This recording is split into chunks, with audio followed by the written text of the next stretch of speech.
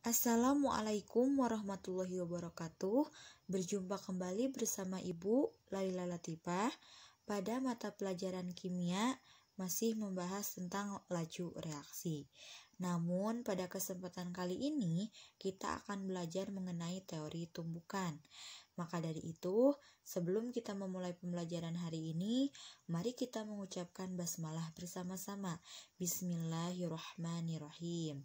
Semoga kalian diberikan kemudahan, diberikan kelancaran dalam memahami materi laju reaksi tentang teori tumbukan. Tentunya tidak lupa ada tujuan pembelajaran, yaitu menjelaskan mengenai teori tumbukan. Kalian pasti bertanya-tanya, apa sih teori tumbukan itu? Dalam suatu reaksi kimia akan berlangsung apabila terjadi tumbukan-tumbukan antar partikel. Tumbukannya seperti apa ya, Bu? Nah, tumbukannya harus tumbukan yang efektif. Untuk menjadi tumbukan yang efektif itu ada dua syarat. Yang pertama yaitu posisinya yang tepat, dan yang kedua adalah energinya yang cukup. Maksudnya seperti apa? Yuk kita bahas. Nah, tadi syarat pertama adalah posisinya harus tepat atau harus pas ya. Jadi, ketika bertabrakan atau bertubrukan, posisinya itu harus tepat antar partikel satu dengan partikel yang lainnya. Misalnya, Ibu punya atom C. Nah, perhatikan. Dia akan bertabrakan dengan atom O. Berarti kan dia harus tepat ya, bukan malah C dengan H. Gitu ya. Jadi nanti posisinya dia itu harus benar-benar tepat antara C dengan H. Syarat yang kedua yaitu energinya. Benar, berarti energinya pun harus cukup. Karena dalam bertabrakan, energi yang diperlukan harus memenuhi. Jadi, kalau misalkan antar partikel satu dengan partikel yang lain bertabrakan, kalau dia mentah lagi, itu artinya energinya tidak cukup. Lalu bagaimana artinya cukup? Artinya cukup berarti kalau dia bertabrakan itu langsung menempel gitu seperti lem perekat.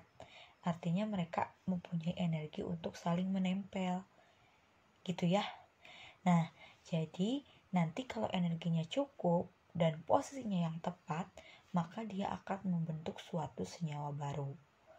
Ini misalnya senyawa CO dan juga gas hidrogen atau H2. Nah, maka dia akan terjadi suatu reaksi kimia. Suatu reaksi itu bisa terjadi jika dia bertabrakan, kemudian menjadi produk. Hasilnya yaitu produk baru, di mana hasilnya tidak sama dengan bereaksi. Kemudian, bagaimana jika dia tidak terjadi reaksi? Berarti kemungkinan yang pertama adalah posisinya yang tidak tepat atau energinya pun yang tidak cukup. Misalnya C dengan O itu bertabrakan, tetapi energinya tidak cukup. Maka dia mentah lagi dong, tidak akan menempel sehingga tidak terjadi suatu reaksi kimia. Jadi, suatu reaksi kimia bisa berlangsung atau bisa terjadi suatu reaksi jika dia menghasilkan produk. Produknya dalam bentuk senyawa yang baru. Kalau dia tidak menghasilkan produk, maka dia dianggap tidak bereaksi. Begitu, bisa dipahami anak-anak?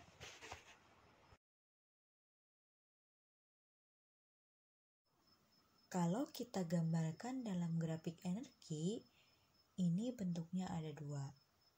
Ada yang eksoterm dan ada grafik energi reaksi endoterm. Nah, coba kalian perhatikan. Di sini ada energi, reaksi, dan di sini ada produk. Maka untuk mencapai suatu produk, dia harus mempunyai energi sampai puncak. Nih, sampai sini ya. Di sini itu disebut dengan kompleks teraktivasi. Nah, untuk sampai puncak, dari bereaksi ke puncak disebut dengan energi. Energi minimal yang harus dimiliki oleh suatu reaksi untuk bereaksi itu disebut dengan energi aktivasi atau disingkat dengan EA. Sekali lagi, EA adalah energi aktivasi yang merupakan energi minimal yang harus dimiliki oleh suatu reaksi untuk mencapai produk. Begitupun dengan grafik energi pada reaksi endoterm.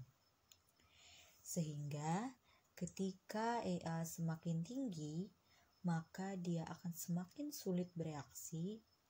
Sedangkan ketika energi aktivasi semakin rendah, maka akan semakin mudah bereaksi. Artinya semakin mudah untuk mencapai produk. Oke, bisa dipahami? Jadi, setiap reaksi itu tidak selalu mencapai produk, tergantung dari posisi yang tepat dan energi yang cukup. Seperti itu anak-anak. Mungkin dari Ibu cukup sekian. Sampai jumpa di pertemuan selanjutnya. Wabillahi taufiq wal hidayah. Wassalamualaikum warahmatullahi wabarakatuh.